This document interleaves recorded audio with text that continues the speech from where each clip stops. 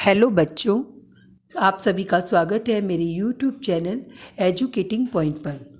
तो बच्चों, आज हम कक्षा 8वीं की कविता, जिसका ये प्रथम चैप्टर है ध्वनि, उसके बारे में पढ़ेंगे। इस कविता में कहा गया है, अभी न होगा मेरा अंत, अभी अभी तो आया है मेरे बन में मृदुल बसंत, अभी न होगा मेरा अंत।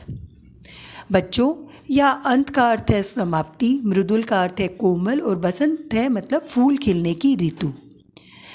प्रस्तुत पंक्तियाँ हमारी हिंदी की पाठ्य पुस्तक बसंत भाग 3 में संकलित कविता ध्वनि से ली गई है।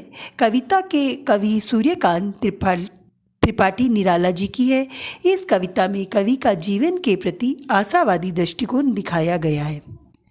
कवि का ये मानना है कि हमें जीवन के प्रति आशावादी रहना चाहिए, अपनी उम्मीदों को नहीं छोड़ना चाहिए और पूरी सकारात्मकता के साथ, पूरे जोश और उत्साह के साथ जीवन का आनंद उठाना चाहिए। इस कविता में कवि कहते हैं कि उनका अंत अभी नहीं होगा, क्योंकि अभी अभी कवि के जीवन में एक अमृत रूपी वन में बसंत रूपी यौवन आया है, अतः अभी उनका अंत नहीं होगा। कवि मानते हैं कि उनका अंत अभी नहीं होगा क्योंकि वे आशावादी हैं, जैसा कि हमने जाना है, और गुण की वजह से ये हम मानते भी हैं कि अभी उनका अंत नहीं होगा जब तक वे अपने उद्देश्य की पूर्ति नहीं कर लेते, क्योंकि अभी कवि के जीवन में अमृत रूपी वन में बसंत रूपी यौवन आया है, अर्थात एक नए उत्साह जोश का आगमन हुआ है उनके जीवन में। फिर से बसंत ऋतु में चारों तरफ फूल की भरमार रहती है, उनकी खुशबू फैलती है जो कि बहुत ही सुंदर लगती है, मन को भाती है, अतः अभी उनका अंत नहीं होगा। यही कारण है, जैसा कि अभी उत्साह जोश की अधिकता है, तो अभी यह कुछ दिन ठहरेगा और उसका अंत अभी नहीं होगा। सेकंड व्याख्या है, हरे हरे ये पात, डालियाँ कलियाँ कोमल गात, मैं ही अपना स्वपन मृदुल कर फिरूंगा निंद्रित कलियों पर, जगह एक प्रत्युष मनोहर। बच्चों, पात का अर्थ है पत्ता, गात का अर्थ है शरीर, स्वपन यानी सपना और मृदुल का है हाथ, कलियाँ यानी थोड़ी खिली कलियाँ, प्रत्युष का है सवेरा और मनोहर का अर्थ है सुंदर। जैसा कि वसंत ऋतु आई है, प्रकृति में और पेड़ पौधे पर हरे पत्तों पे और नए फूलों की भरमार हुई है। सभी पेड़ पौधों की डालियाँ लहरा रही है, नई नई कलियाँ खिली है और नए नए पत्ते बहुत ही सुंदर लग रहे हैं। कवि कहते हैं कि ये मेरा सपना, यानी जो कि युवा पीढ़ी को जागरूक करना है। मैं अपने कोमल हाथों से मैं अपना सपना स्वयं साकार करना चाहता हूँ, अर्थात प्रकृति जिस तरह से पूरे वातावरण में शोभा प्रदान करती है और एक नए जोश उत्साह का आगमन हुआ है, सूर्य के आगमन के साथ प्रकृति में नए नए फूल खिलते हैं, नया उत्साह भर देते हैं। इसी तरह कवि हमें ये कह रहे हैं कि अपने हाथों से अपना जो उद्देश्य है, यानी युवा पीढ़ी को जागरूक करने का कार्य कर रहे हैं। कवि कह रहे हैं कि युवा पीढ़ी जो आलस से भरी हुई है, नींद में सोई हुई है, उन्हें जागृत करना चाहते हैं।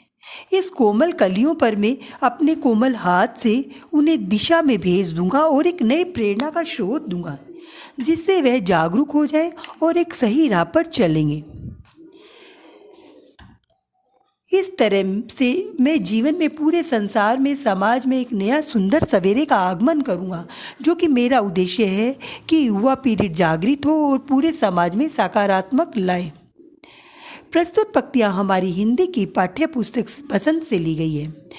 तो बच्चों, जो तीसरा पैराग्राफ है वो इस तरह है, पुष्प से तंद्रा लालसा खींच लूँगा, मैं अपने नव जीवन का अमृत सहज खींच दूंगा मैं, द्वार दिखा दूंगा फिर उनको, है मेरे वे जहाँ अनंत, अभी न होगा मेरा अंत।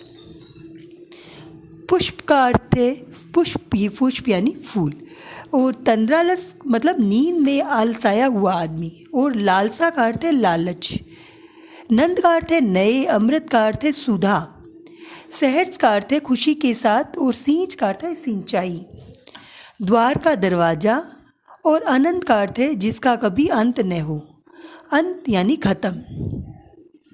बच्चों, युवा पीढ़ी जो कि अभी तक सोई हुई है। आलस ने उन्हें घेरा हुआ है। मैं उसके आलस के लालच को दूर कर दूंगा। कवि ये कह रहे हैं कि मैं इस युवा पीढ़ी को एक ऐसा नया जोश और उत्साह दूंगा जो कि मेरे जीवन में वास्तविकता और इसकी अमृत को जाना है, वैसा नया रूप मैं इन सबको दूंगा। अर्थात नई युवा पीढ़ी को मैं नए जोश और उत्साह के साथ, जीवन के इस अमृत के साथ, जो जीवन की वास्तविक सुख है उसको किस तरह से जिया जा सकता है, यह सब ज्ञान मैं नई युवा पीढ़ी को दूंगा। कवि प्रसन्नता के साथ ये सब करना चाहते हैं कि जिस तरह से हमने पौधों को सींचते हैं वह बहुत हरा भरा हो जाता है, इस तरह से युवा पीढ़ी के अंदर भी एक नया जोश, उत्साह का संचार कर देंगे और युवा पीढ़ी जागृत होकर अपने जीवन को भरपूर आनंद ले सकती है। कवि इस कविता के द्वारा प्रकृति का उदाहरण लेकर प्रेरणा देना चाहते हैं। सही रास्ता दिखा दूंगा उनको ताकि वह सही रास्ते पे चल सके। कवि कहते हैं कि इस तरह से इस जीवन का कभी अंत नहीं होगा। जहाँ तक मैं चाहता हूँ युवा पीढ़ी पूरे उत्साह जोश के साथ जीवन का आनंद ले। जब तक अपने उद्देश्य को पूरा नहीं कर लूँगा तब तक अंत नहीं होगा, ऐसा कवि कह रहे हैं। क्योंकि कवि बहुत ही आशावादी विचारों के हैं और अपने संकल्प जो कि युवा पीढ़ी के लिए लिया है अपने ही हाथों से पूरा करना चाहते हैं। यह उनका सपना है कि युवा पीढ़ी जागृत हो और आलस को दूर करे और एक जोश और उत्साह के साथ नए जीवन में आनंद ही आनंद ले।